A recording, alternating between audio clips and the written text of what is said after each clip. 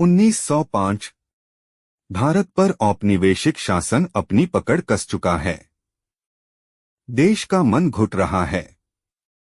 निराशा, बिखराव और दमन के बीच एक नई चेतना जन्म लेने की कोशिश कर रही है। बंगाल विभाजन की चिंगारी ने राष्ट्रभाव की पहली बड़ी लहर जगाई। यही थी वह ऐतिहासिक पृष्ठभूमि जिसे हमने एपिसोड 1 औपनिवेशिक परछाइयां में देखा। यह वह काल था जब भारत ने पहली बार महसूस किया कि स्वतंत्रता केवल राजनीतिक मुद्दा नहीं, एक नैतिक और सांस्कृतिक आंदोलन है। पर फिर भी देश के भीतर एक गहरी कमी बनी रही। संगठन की। उसी अशांत काल में जन्म लेते हैं डॉक्टर केशव बलिराम हेडगेवार। एपिसोड 2 ने हमें नागपुर की गलियों में ले जाकर दिखाया कि कैसे एक चमकदार, संवेदनशील और राष्ट्रभक्त बालक धीरे धीरे एक क्रांतिकारी डॉक्टर बनता है। कोलकाता की क्रांतिकारी हवा, नागपुर की सामाजिक टूटन और भारत की सामूहिक बेचैनी उनके भीतर एक संकल्प गढ़ती है। भारत को सही दिशा चाहिए और दिशा व्यक्ति निर्माण से आएगी। यही संकल्प एक दिन उन्हें प्रथम शाखा की स्थापना तक ले जाता है। 1925 की विजयादशमी।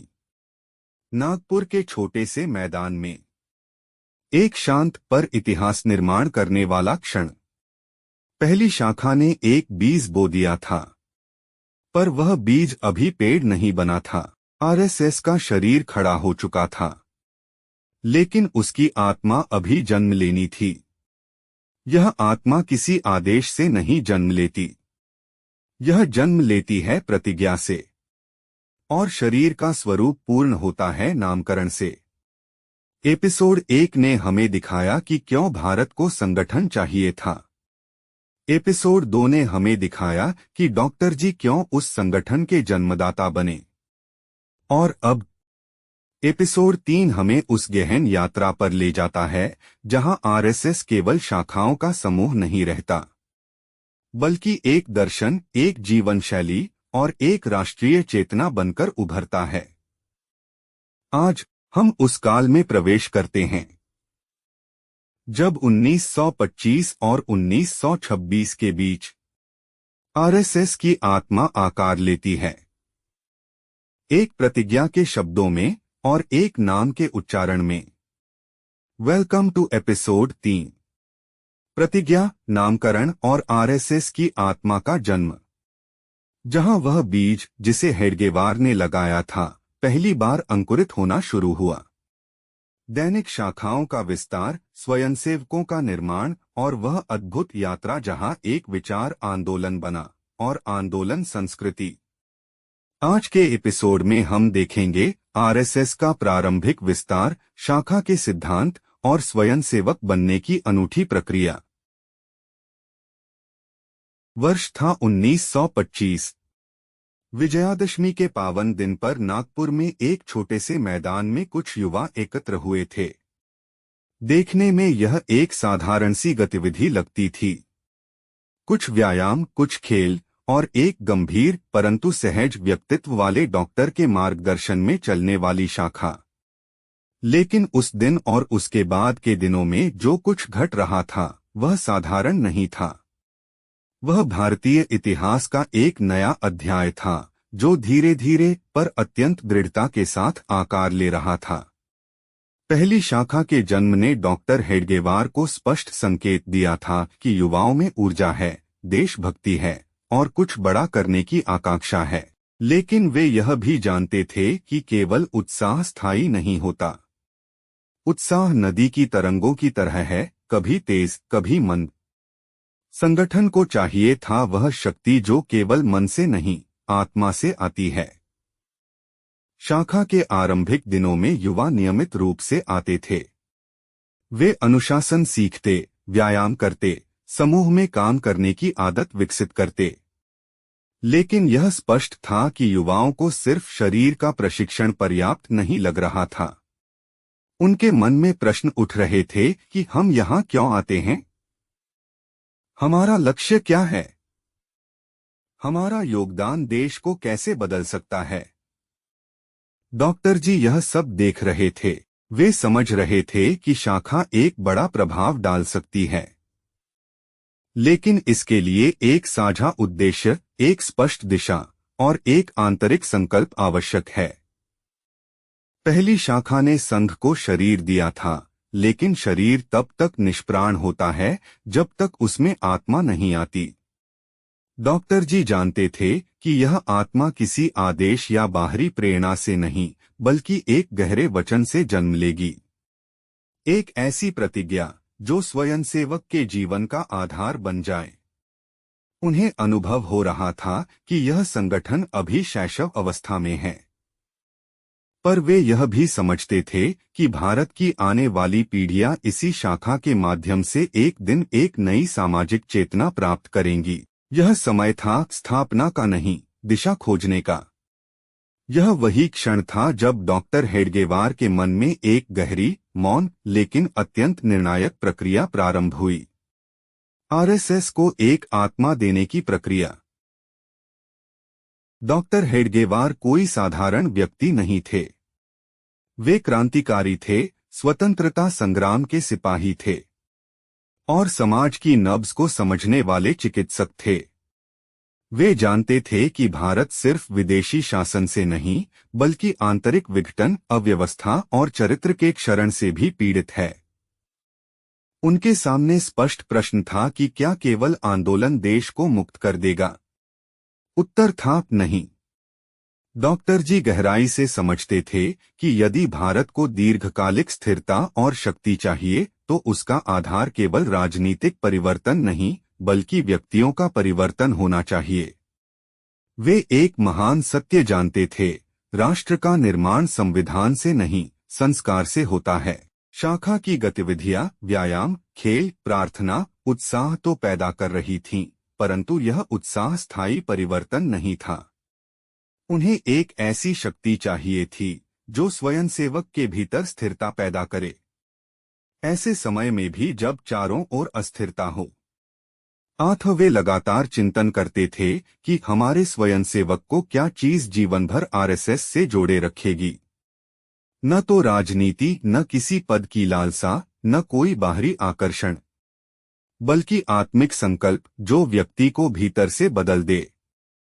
यही वह विचार था जिससे प्रतिज्ञा की आवश्यकता जन्मी। डॉक्टर जी धीरे धीरे समझने लगे कि शाखा को केवल एक संगठनात्मक ढांचा देकर छोड़ा नहीं जा सकता, उसे आत्मिक दिशा चाहिए। वे दुनिया के अन्य सफल संगठनों पर विचार करते थे, जहां एक शपथ, एक वचन, एक प्रतिज्ञा पूरे संगठन की नींव होता है। उनके चिंतन का मूल यही था कि स्वयंसेवक का हृदय जितना निर्मल और दृढ़ होगा, राष्ट्र उतना ही शक्तिशाली बनेगा। इस प्रकार आरएसएस की आत्मा की खोज वास्तव में भारतीय आत्मा को पुनर्जीवित करने की खोज थी, और यह यात्रा अब गहराई पकड़ने वाली थी। शाखा के शुरुआती दिनों में युवाओं की भागीदारी उल्लेखनीय थी। वे नियमित रूप से आते, समय पर पहुंचते, अभ्यास में रुचि लेते। पर धीरे धीरे उनके मन में गहरे प्रश्न उठने लगे। एक दिन कुछ युवा डॉक्टर जी के पास आए और बोले, हम रोज आते हैं, हम अनुशासन सीखते हैं, पर हम यह सब क्यों कर रहे हैं? हमारा अंतिम लक्ष्य क्या है? डॉक्टर जी इस जिज्ञासा से प्रसन्न हुए, क्योंकि यह जिज्ञासा संगठन के विकास का पहला संकेत थी। युवाओं के इन प्रश्नों के पीछे एक गहरी भावना थी, दिशा की तलाश। वे देश की स्थिति से असंतुष्ट थे। वे स्वतंत्रता चाहते थे। वे समाज में विभाजन और कमजोरी देखकर पीड़ित होते थे, लेकिन उन्हें पता नहीं था कि वे स्वयं क्या कर सकते हैं। उनके मन में संघर्ष था कि क्या हम केवल व्यायाम करके देश बदल सकते हैं? यह प्रश्न छोटा था, पर इसका उत्तर बहुत बड़ा था। डॉक्टर जी ने महसूस किया कि युवाओं को केवल गतिविधियां नहीं, बल्कि जीवन उद्देश्य चाहिए। यह उद्देश्य किसी नेता पर आधारित नहीं होना चाहिए, न किसी राजनीतिक पार्टी पर, न किसी आंदोलन की सफलता पर। बल्कि उनकी अपनी आंतरिक जागृति पर आधारित होना चाहिए। यह स्पष्ट था कि आरएसएस का भविष्य युवाओं की इसी आंतरिक खोज में छिपा है। उन्हें चाहिए था एक ऐसा वचन, एक ऐसा संकल्प जो उन्हें सिर्फ शाखा में नहीं बल्कि जीवन के हर क्षण में आरएसएस से जोड़कर रखे। यही वह क्षण था जब प्रतिज्ञा की आवश्यकता अनिवार्य हो गई। डॉक्टर जी समझ रहे थे कि ऊर्जा है, उत्साह है, पर उसे दिशा चाहिए।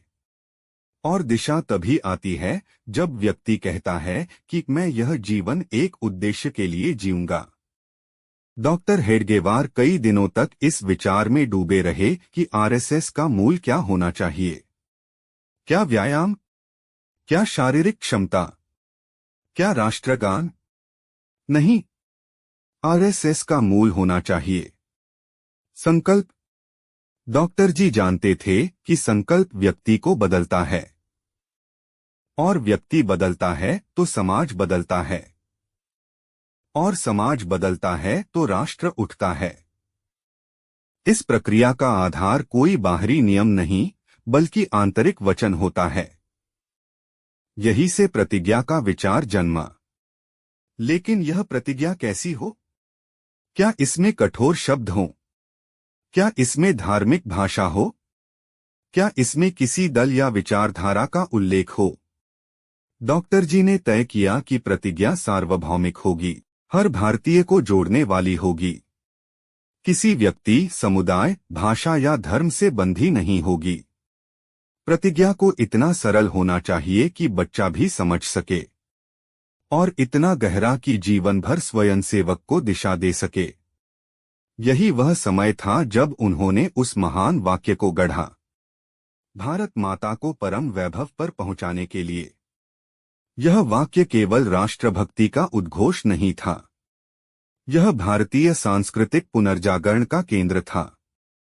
यह भारत को केवल स्वतंत्र कराने की प्रतिज्ञा नहीं थी, बल्कि उसे वैश्विक सर्वोच्चता तक पहुंचाने का संकल्प थी। प्रतिज्ञा तैयार हो गई, लेकिन अब संगठन को चाहिए थी पहचान, एक नाम जो इन सभी भावनाओं को समेटे। आरएसएस को अब केवल आत्मा नहीं, नाम भी चाहिए था। संध्या का समय था, शाखा समाप्त हो चुकी थी, युवा गोलाकार खड़े थे। डॉक्टर जी आगे बढ़े, उनकी आंखों में गंभीरता और चेहरे पर आश्वासन था। उन्होंने गहरी सांस ली और पहली बार प्रतिज्ञा के शब्द बोले। उनका स्वर धीमा था, लेकिन भीतर से गूंजता हुआ, हम भारत माता को परम वैभव पर पहुंचाने के लिए। शब्द हवा में तैरते हुए युवाओं के दिलों में उतरते चले गए। कई स्वयंसेवकों के मन में कंपन सा उठा, जैसे कोई सोया हुआ भाव जाग गया हो। कुछ क्षणों के लिए मैदान में मौन छा गया। फिर युवाओं ने एक एक कर प्रतिज्ञा दोहराई। वह आवाज नाव जैसी तेज नहीं थी, लेकिन उसमें एक ऐसी शक्ति थी जो भारत के भविष्य को बदलने वाली थी। यह क्षण डॉक्टर जी के लिए साधारण नहीं था। वे जानते थे, अब आरएसएस केवल शरीर नहीं, आत्मा बन चुका है। प्रतिज्ञा ने स्वयंसेवकों को केवल सदस्य नहीं रहने दिया, वे अब राष्ट्र कार्य के साधक बन चुके थे।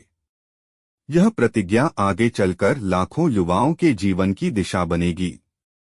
लेकिन उस समय उस छोटे से मैदान में कुछ ही युवाओं के बीच भारत के सबसे शक्तिशाली सामाजिक आंदोलन का आध्यात्मिक जन्म हो चुका था।